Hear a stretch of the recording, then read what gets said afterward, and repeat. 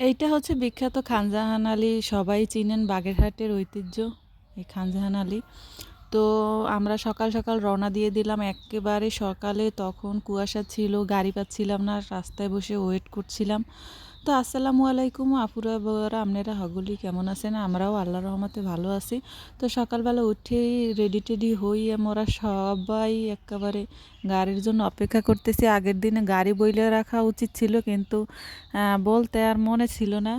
ওইটা হঠাৎ করেই প্ল্যানিং রাত্রে, তো সকালে উঠেই রওনা দিয়ে দিলাম। এই তো সবাই ওয়েট করতেছি, এখনও গাড়ি আসছে না। তো ফাইনালি আমরা সিএনজি করে খানজাহান আলী চলেই আসলাম। তো এই জায়গাটা আসলে আমার অনেক ভালো লাগে, কারণ এই জায়গাটার সাথে আমার মানে অনেক ভালো লাগা একটা স্টোরি আছে। তো পরে একদিন শেয়ার করব।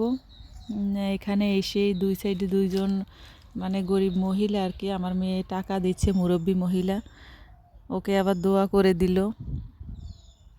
ও টাকা দেওয়ার জন্য খুব মানে পাগল, ওর খুবই ভালো লাগে টাকা দিতে তাদেরকে। তো যাই হোক, তারপর আমরা এই যে খানজাহান আলী মসজিদের ভিতরে ঢুকতেছি। তো অনেক এক্সাইটেড ছিলাম আমরা সবাই, কারণ অনেক বছর পর আসা এইখানে। আমাদের বাড়ি হচ্ছে মানে ভান্ডারিয়া থানার ভিতরে। তো এটা হচ্ছে বাগেরহাট, খুলনা।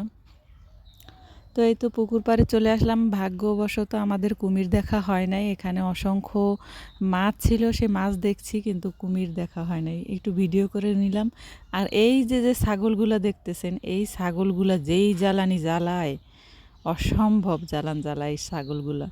যদিও কেন জ্বালাইছে জানি না, অন্য সব মানুষের কাছে যায় না, আমাদের কাছে শুধু ঘুর ঘুর করছে খাওয়ার জন্য। আর আমি খাবার দিছি। হ্যাঁ, তুমি খাবার দিছো। আর আমি কি দিছি মা? কি দিছো? আমি জানি না। ওই যে হাওয়াই মিঠাই। হাওয়াই মিঠাই খাওয়ার জন্য ছাগলগুলো একেবারে পাগল হয়ে গেছিল। তো অবশেষে পুরো হাওয়াই মিঠাইটাই ওকে খাওয়াই দিছে। আর আমিও খাওয়াই দিছি। ও, ছাগল যে অসভ্য, আমার গায়ে তো যাই হোক, দেখতে থাকুন, অনেক ভালো লাগবে। দিতে গেছিলে মা। ও মামা অসভ্য। এই তো আমরা পুকুর পাড়ে নামতেছি, কিন্তু মাছ দেখা যাচ্ছে না। এই মাছের খাবার দেওয়ার সাথে সাথে চলে আসে, মানে এত ভালো লাগে এই বিষয়টা। আগে ছিল না, আমার অনেক আগে, বহুত আগে, তখন তো এখানে টাইলস টুইস করাও ছিল না আমি যখন আসছিলাম। তো এখন তো খুব সুন্দরই করছে। অনেক বছর পর আসছি, এখানে মাছ আছে, ওই যে দেখেন মাছগুলো আসতেছে।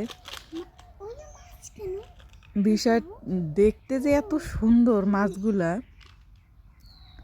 দেখেই একদম আসার সার্থকতা হয়ে গেছে, এত সুন্দর লাগছে। আমার কুমির দেখার স্বাদ জাগে নাই, কিন্তু মাছ